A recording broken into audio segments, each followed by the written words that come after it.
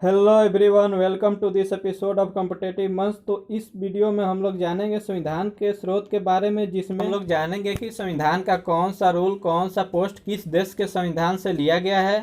हम लोगों ने पिछले वीडियो कॉन्स्टिट्यूशन असेंबली यानी कि संविधान सभा वाले वीडियो में ये देखा था कि हमारे संविधान सभा ने संविधान को बनाने के लिए लगभग 60 देशों के संविधान का अध्ययन किया था।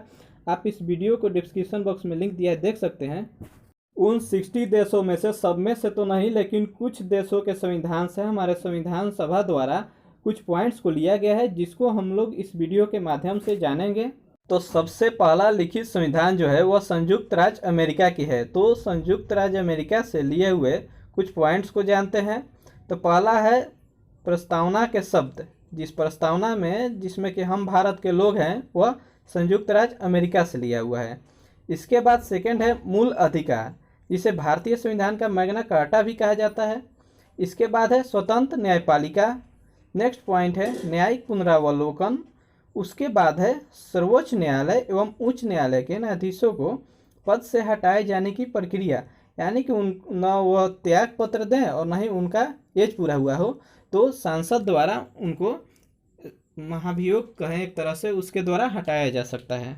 इसके बाद नेक्स्ट पॉइंट है राष्ट्रपति पर महाभियोग, जिसमें कि राष्ट्रपति को 14 दिन पहले सूचना दी जाती है सांसद द्वारा, और यह किसी भी सदन द्वारा लगाया जा सकता है। इसके बाद हमारा नेक्स्ट है जनहित याचिका। और इसके बाद नेक्स्ट पॉइंट है न्यायिक पुनरावलोकन प्रणाली, यह भी अमेरिका के संविधान से लिया गया है। इसके बाद उपराष्ट्रपति का पद है, यह भी अमेरिका के संविधान से लिया गया है। इसके बाद है यथोचित विधि प्रक्रिया और वित्तीय आपात, जो कि 360 अनुच्छेद में है, यह भी अमेरिका के संविधान द्वारा ही लिया गया है। चलते हैं ब्रिटेन से। तो सबसे पहले ये आपको बता दें कि ब्रिटेन का लिखित संविधान नहीं है। तो इससे जो लिया गया है वो है, पहला है विधि का शासन, दूसरा है संसदीय शासन प्रणाली, जिसमें कि राष्ट्रपति, राज्यसभा और लोकसभा आता है। इसके बाद है एकल नागरिकता, जिसमें कि केवल हम लोग भारतीय नागरिक हैं, न कि बिहारी, बंगाली, पंजाबी इत्यादि। इसके बाद है द्विसदनीय व्यवस्था, यानी कि उच्च सदन और निम्न सदन। इसके बाद है विधि निर्माण और प्रक्रिया। इसके बाद है सर्वाधिक मत के आधार पर चुनाव में जीत तय करना। नेक्स्ट पॉइंट है विधायिका में अध्यक्ष पद की भूमिका। और लास्ट पॉइंट है संसदीय विशेषाधिकार। तो यही जो है ब्रिटेन से लिया गया है। इसके बाद हम लोग नेक्स्ट देखते हैं दक्षिण अफ्रीका की संविधान से। तो इसमें जो है लिया गया है संविधान संशोधन की प्रक्रिया। और नेक्स्ट पॉइंट है राज्यसभा के सदस्यों का निर्वाचन। तो इससे केवल 2 ही पॉइंट लिया गया है। इसके बाद हम लोग नेक्स्ट चलते हैं कनाडा के संविधान से लिए हुए महत्वपूर्ण पॉइंट्स को देखते हैं। तो इसमें पहला है सशक्त केंद्र के साथ संघीय व्यवस्था। इसके बाद दूसरा है शक्तियों का वितरण तथा उससे शक्तियों का केंद्र में निहित होना, यानी कि शक्तियों का केंद्र और राज्य में वितरण करना, और सर्वश्रेष्ठ जो है वो शक्ति केंद्र के पास होगा। इसके बाद है केंद्र द्वारा राज्यों में राज्यपाल की नियुक्ति करना, जैसा कि हम लोग जानते हैं कि राष्ट्रपति द्वारा सभी राज्यों में राज्यपाल की नियुक्ति की जाती है। इसके बाद है उच्चतम न्यायालय का परामर्शी न्याय निर्णय, यानी कि यदि दोनों न्यायालय, उच्च न्यायालय और उच्चतम न्यायालय दोनों किसी बात पर अपना फैसला देते हैं, तो इसमें जो है उच्चतम न्यायालय का जो फैसला है उसको सर्वोपरि माना जाएगा। इसको अभिलेखीय न्यायालय भी कहते हैं, जो कि अनुच्छेद 129 में वर्णन है। इसके बाद है संघात्मक विशेषताएं। ये रहे कनाडा से लिए हुए पॉइंट्स। अब जानते हैं ऑस्ट्रेलिया के संविधान से लिए हुए पॉइंट्स को। तो इसमें पहला है समवर्ती सूची, यानी कि जो राज्य और केंद्र दोनों इस पर अपना संविधान बना सकता है। इसके बाद नेक्स्ट है व्यापार, वाणिज्य एवं समागम की स्वतंत्रता संबंधी प्रावधान, जो कि संविधान के अनुच्छेद 301 से 307 तक वर्णित है। इसके बाद है संसद के दोनों सदनों की संयुक्त बैठक, यानी कि किसी साधारण विधेयक पर यदि लोकसभा और राज्यसभा में असहमति है तो राष्ट्रपति उस पर बैठक बुला सकता है, जो कि संविधान के अनुच्छेद 108 में वर्णित है।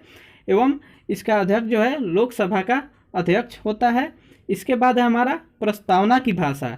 हम लोगों ने देखा कि प्रस्तावना के शब्द जो है हम भारत के लोग वो अमेरिका से लिया हुआ है, लेकिन प्रस्तावना की जो भाषा है वह ऑस्ट्रेलिया के संविधान से लिया गया है। तो इसके बाद हम लोग नेक्स्ट आयरलैंड के संविधान से लिए हुए कुछ महत्वपूर्ण पॉइंट्स को। तो इसमें हमारा पहला है राज्य के नीति निर्देशक तत्व, जो कि संविधान के 4थे भाग में अनुच्छेद 36 से 51 तक वर्णित है। इसके बाद हमारा नेक्स्ट है राष्ट्रपति की निर्वाचन पद्धति, जिसमें कि अनुच्छेद 58 में राष्ट्रपति से संबंधित योग्यता एवं उससे निर्वाचन की प्रक्रिया को लिया गया है। इसके बाद हमारा नेक्स्ट है राज्यसभा में सदस्यों का नामांकन, जो कि राष्ट्रपति द्वारा किया जाता है। राज्यसभा में राष्ट्रपति द्वारा 12 सदस्यों को मनोनीत किया जाता है, जो कि कला, साहित्य, मनोरंजन आदि क्षेत्र से संबंधित होते हैं।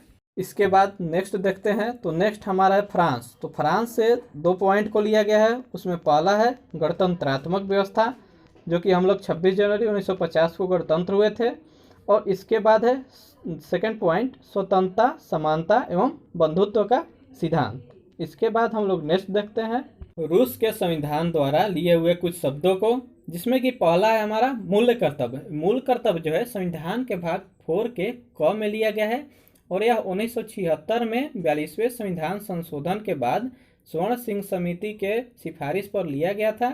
इसमें प्रारंभ में 10 से मूल कर्तव्य थे, लेकिन वर्तमान में 11 मूल कर्तव्य हैं। इसके बाद हमारा सेकंड पॉइंट है प्रस्तावना में सामाजिक, आर्थिक एवं राजनीतिक न्याय का आदर्श।